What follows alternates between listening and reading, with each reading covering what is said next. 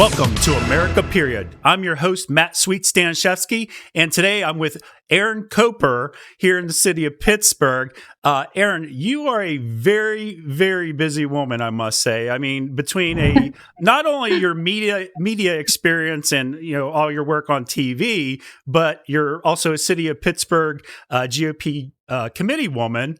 You're a former GOP staffer. And obviously, you've been involved in a lot of local and congressional campaigns. And what I find interesting is you're also the founder and president of the Allegheny County Council of Republican Women. On top of so much more you're involved with, I mean, you have quite an impressive resume. So, $1 million question: why'd you start the organization over in the city of Pittsburgh? The organization of the Allegheny Women or the Elliot Community Group. Well, I'm actually not the founder, but I appreciate you giving me that plug. It's undeserved. Actually, I took the presidency, so quote unquote chair, from the woman who was the former president. And we are the National Federation of Republican Women. So we are a national organization, and then it goes by state. So the PA Federation, and then we are a branch from that. So we're the Allegheny County Council, or the chapter. So we oversee the whole entire county. It's our goal to educate Republican women and to empower their voices throughout the county, their conservative voices, and to also try to cultivate women candidates and get them into office. Excellent. So when an individual joins, what can they expect? Like what types of activities could they participate in, or how could they help in certain ways?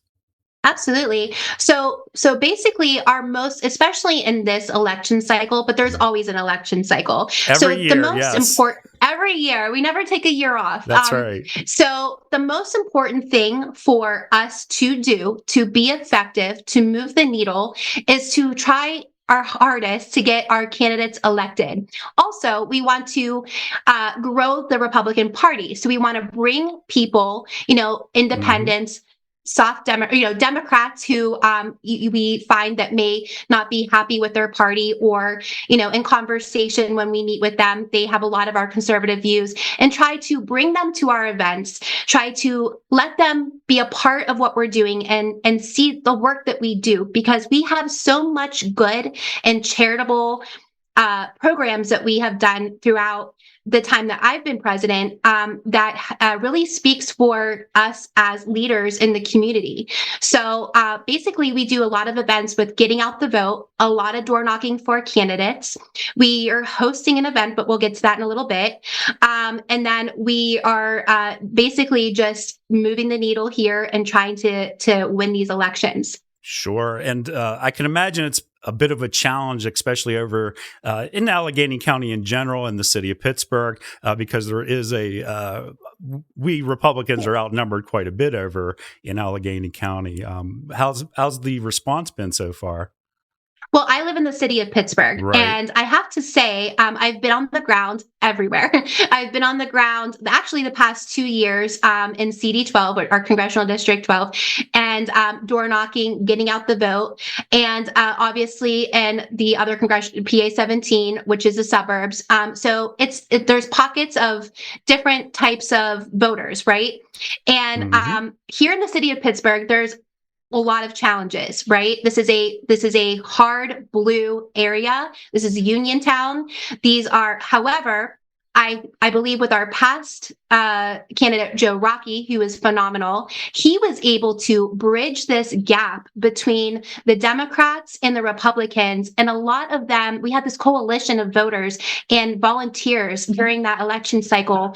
And even with Steve Sapala, having him being on the Republican ticket, that we were able to really work together for the common good of what we need here in Southwestern Pennsylvania, and we almost won. So I do see a light at the end of the tunnel. I think that more Republicans, especially in the city of Pittsburgh, our Pittsburgh City Committee has done a fantastic job over the past 2 years of being present. I think presence is everything. I think when we show up and sit and show that, hey,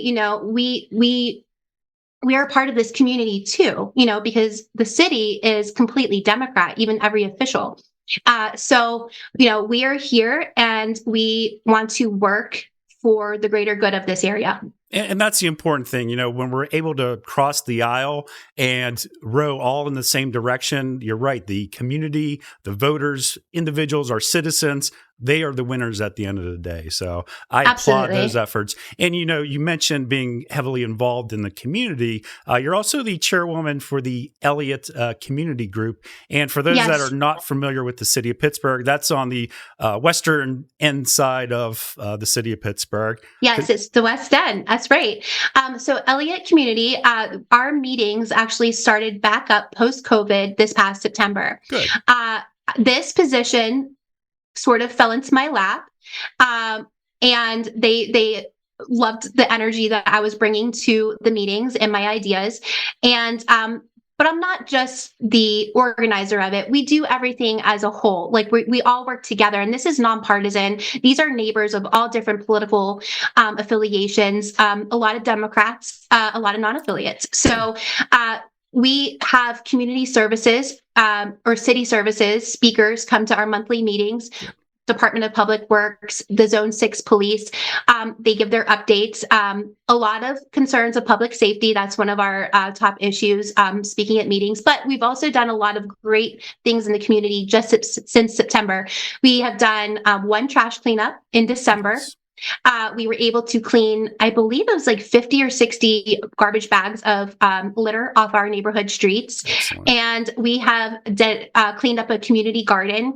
So we are trying to engage folks that live around here to come to our meetings, to be involved, because there's one thing to sit on the sidelines and say, I'm not happy here. We're not seeing anything done. There's so much trash on the streets, or it's not as safe as it used to be. But if we meet together and we talk about ideas and the positive things that we can all work together in our community, the sky's the limit.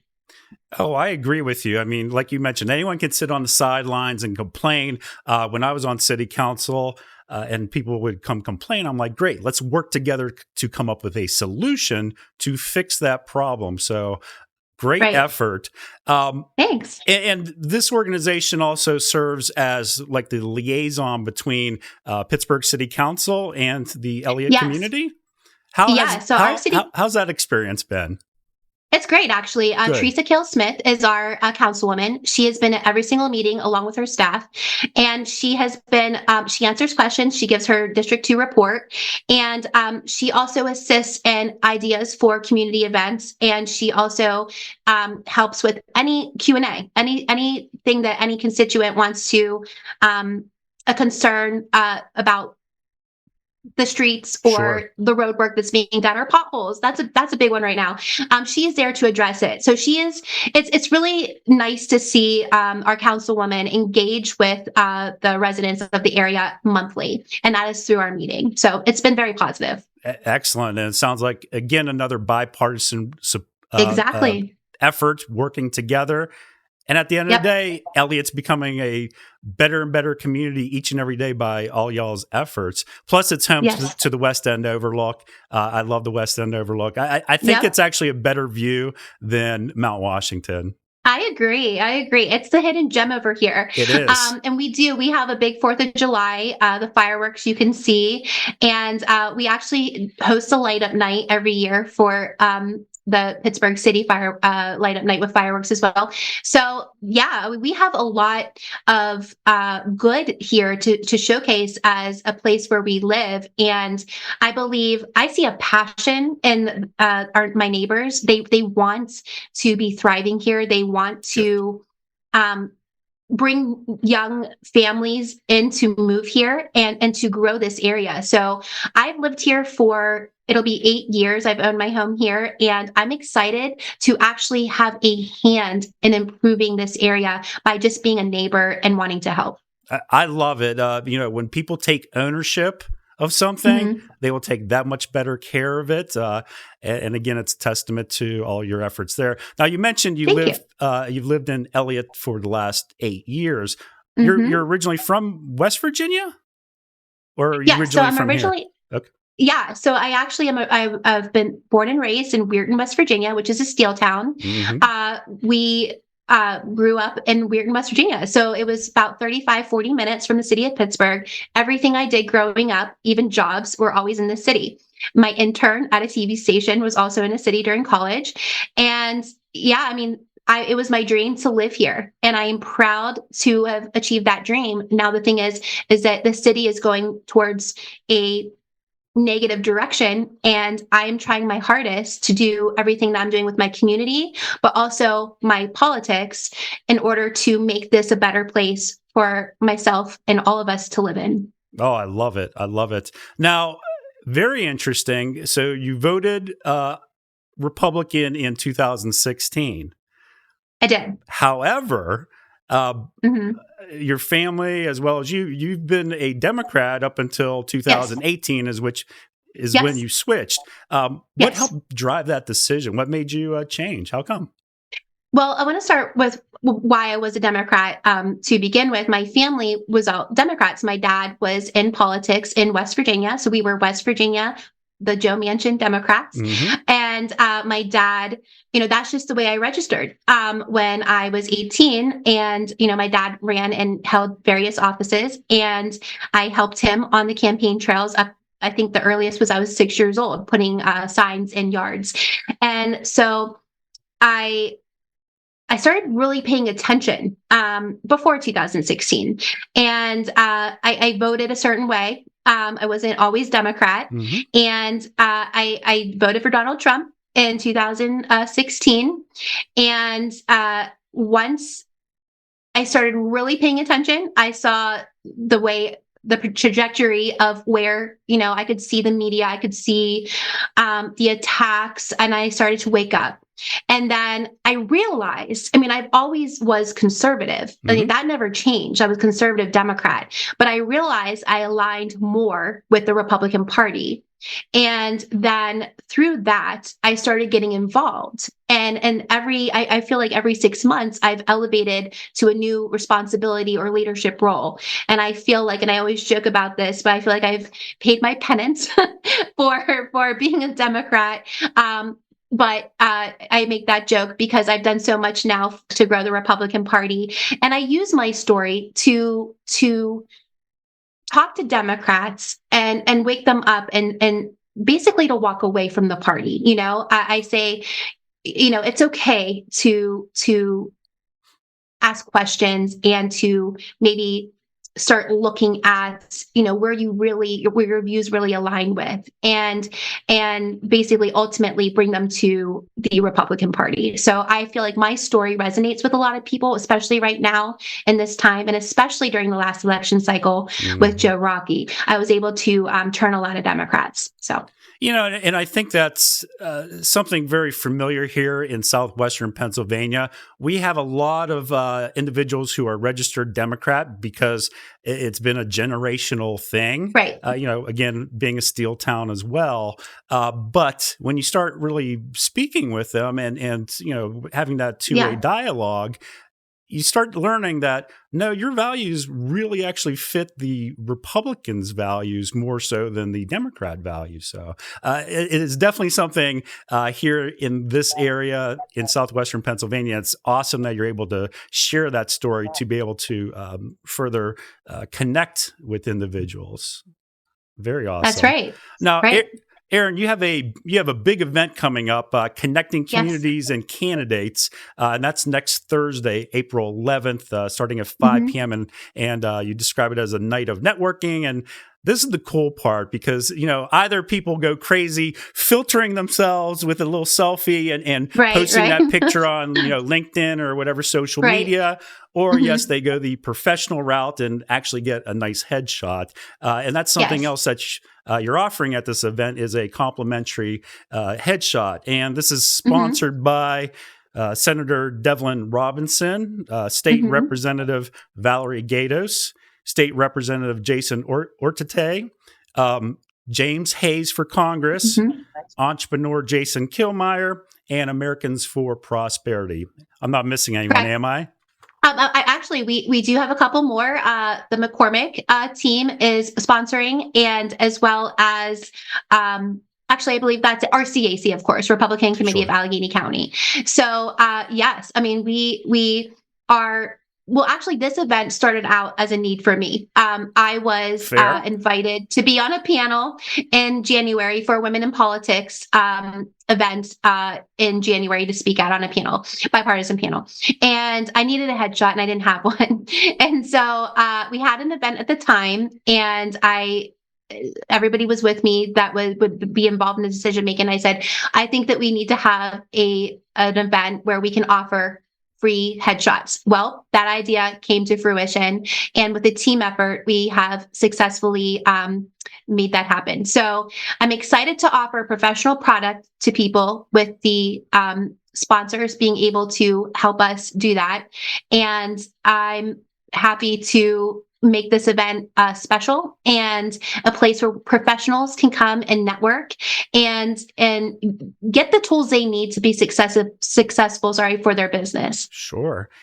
Where is this located? What are the hours? We'll have the QR code up for people to conveniently register right off this video. But how are some other ways that people can register as well? So you can register.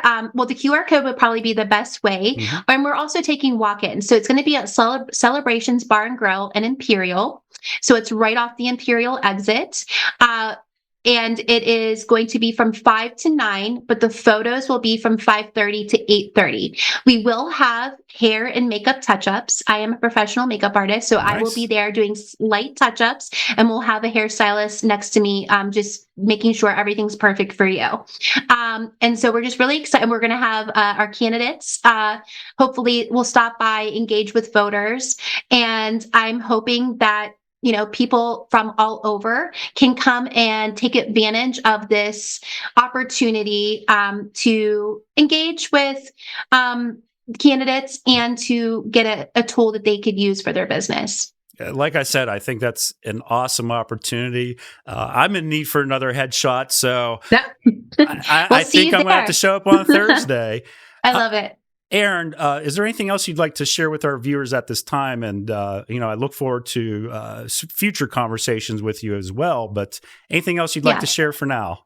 I think it's really important for everyone to know the dates coming up before the mail-in ballot applications.